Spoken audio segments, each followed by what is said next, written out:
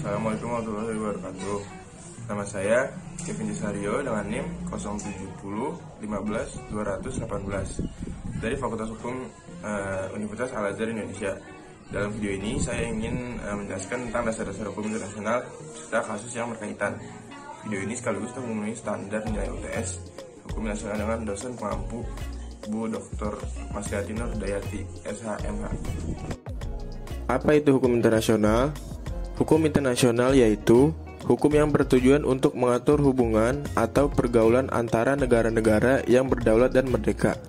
Dan juga menurut Mokhtar Kusumaatmadja, hukum internasional adalah keseluruhan kaedah-kaedah dan asas-asas hukum yang mengatur hubungan atau menyelesaikan persoalan yang melintasi batas-batas negara. Nah, materi yang akan saya sampaikan adalah dasar-dasar hukum internasional. Apa aja sih yang ada di dalam dasar-dasar hukum internasional? Yuk disimak. Yang pertama, asas-asas hukum internasional. Asas teritorial didasarkan pada kekuasaan negara atas daerahnya. Asas teritorial ini menyatakan bahwa negara memiliki kewenangan untuk melaksanakan hukum bagi tiap perbuatan melanggar hukum di wilayah negara tersebut. Asas kebangsaan menyatakan bahwa hukum suatu negara berlaku bagi semua warga negara dimanapun ia berada. Asas kebangsaan memiliki kekuatan ekstrateritorial dalam artian hukum dari negara tersebut tetap berlaku warga negaranya yang berada di negara asing. Asas kepentingan umum menyatakan bahwa negara berwenang melindungi dan mengatur semua kepentingan warganya. Yang dalam hal ini, negara dapat menyesuaikan diri dengan semua keadaan dan peristiwa yang berhubungan dengan kepentingan umum. Asas persamaan derajat menyatakan bahwa semua negara memiliki hak dan kewajiban sama dalam hubungan internasional, yang hubungan antar bangsa hendaknya didasarkan pada asas negara bahwa negara yang berhubungan ialah negara yang berdaulat, yang hubungan antar negara ialah hubungan atas dasar persamaan, derajat, dan saling menguntungkan, bukan menindas satu sama lain. Yang kedua, sumber-sumber hukum internasional, yaitu ada perjanjian-perjanjian internasional diadakan oleh subjek-subjek hukum internasional. Umumnya yang dilakukan secara global, tidak semuanya mewajibkan ratifikasi. Perjanjian WTO dengan Cina, ASEAN, Free Trade Area Agreement. Pernyataan-pernyataan kepala negara atau pejabat yang berwenang juga dapat menjadi sumber. Contohnya, komunike G20 UNFCCC. WTO diratifikasi Undang-Undang Nomor 7 Tahun 1994. Pelanggaran prinsip-prinsip WTO akan membawa sanksi. Yang terakhir ada kasus mobil nasional. Selanjutnya, kebiasaan internasional. Agar suatu kebiasaan dapat menjadi sumber hukum, harus memenuhi yaitu kebiasaan bersifat umum. Yang kedua, kebiasaan harus diterima sebagai hukum. Yang ketiga, kebiasaan banyak yang kemudian menjadi perjanjian internasional dan juga sebaliknya. Keempat, kebiasaan protokoler menyambut tamu negara. Kelima, perlakuan tawanan perang kemudian menjadi Konvensi Jenewa tahun 1949.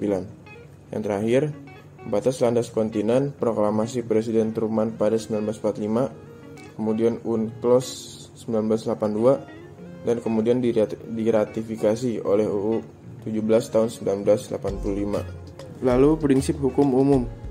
Yang pertama ada asas yang diakui bangsa-bangsa yang merdeka. Lalu, kebanyakan asas hukum negara barat yang dilandasi atas hukum Romawi, Pacta Sunt Servanda, etikat baik, dan asas non-intervensi kedaulatan negara lain. Selanjutnya, keputusan pengadilan dan ajaran para sarjana Merupakan sumber tambahan, biasanya mempertegas kaidah yang ada di sumber-sumber yang lain. Putusan tidak mengikat kecuali ke para pihak. Yang terakhir, pendapat para sarjana biasanya diminta apabila tidak adanya kejelasan dalam sumber-sumber hukum yang lain. Yang ketiga, subjek-subjek hukum internasional. Yang pertama, negara merupakan subjek yang klasik, paling umum dan paling dikenal. Lalu, terdapat pengaturan tersendiri untuk negara dengan bentuk federasi, dominion dan negara protektorat, seperti contohnya Kamboja, Laos, Vietnam, protektorat Prancis pada tahun 1955, Hong Kong ke Inggris sampai tahun 2000. Yang kedua, ada Tahta Suci atau Vatikan. Seperti contohnya yang pertama, dari perjanjian antara Italia dengan Vatikan tahun 1929. Yang kedua, negara dalam negara, Paus dahulu punya kewenangan duniawi yang besar. Yang ketiga, ada Palang Merah Internasional, yang lahir dari kebiasaan zaman perang, diperkuat statusnya melalui Konvensi Jenewa tahun 1949. Palang Merah Internasional sendiri, ruang lingkupnya itu terbatas. Yang keempat, ada organisasi internasional. Contohnya, organisasi yang mempunyai hak, kewajiban, dan diwakili seperti PBB dan WTO. PBB sendiri ditegaskan melalui pendapat ICJ tahun 1958. Kemudian yang kelima, ada orang perorangan.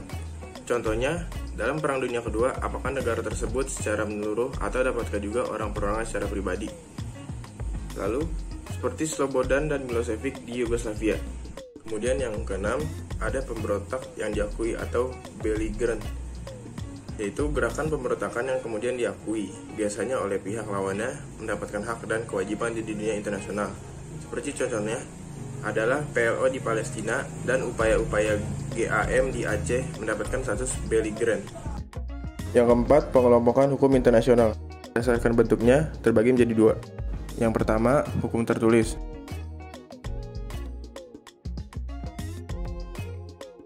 Yang kedua, hukum tidak tertulis.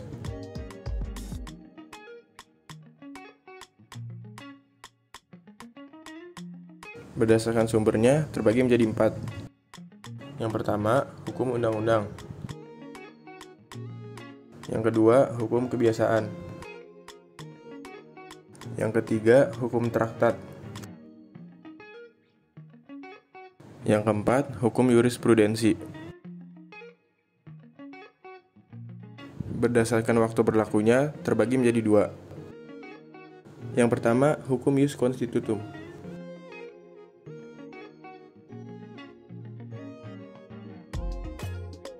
Yang kedua, hukum ius constituendum.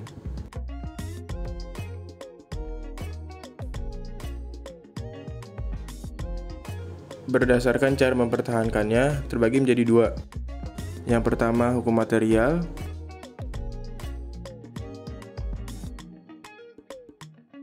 Lalu yang kedua, hukum formal.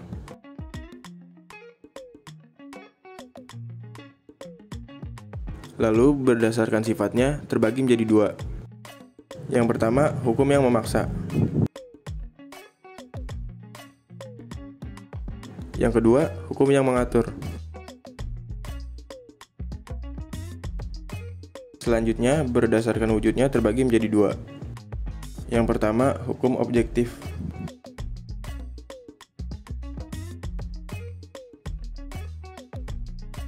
Yang kedua, hukum subjektif. Terakhir, berdasarkan isinya terbagi menjadi 2. Yang pertama, hukum publik. Yang kedua, hukum privat. Sekian materi dasar-dasar hukum internasional dari saya. Semoga bermanfaat. Wassalamualaikum warahmatullahi wabarakatuh.